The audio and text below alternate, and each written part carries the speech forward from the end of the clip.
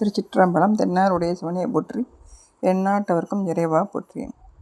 சங்க இலக்கியங்களில் சிவபெருமானுடைய பெயர்கள் சிவன் அப்படிங்கிற பேர் இல்லாமல் வேறு பேர் தான் இருக்குது.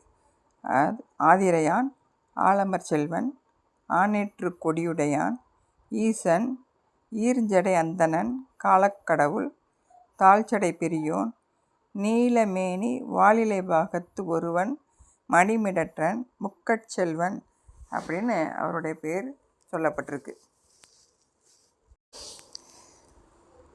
வானில் பறக்கக்கூடிய பொன், வெள்ளி, இரும்பு இந்த கோட்டைகளை அந்த அரக்கர்கள் அரக்கர்களுடைய அந்த 3 கோட்டைகளை சிவபெருமான் எரித்ததை பரிபாடலில் மூவகை ஆரையில் ஓரலல் அம்பின் முழிய மாதிரம் அலலையை எய்து அமரர் வேள்வி பாகம் உண்ட பைங்கன் பார்ப்பன் அப்படின்னு சொல்லப்பட்டிருக்கு.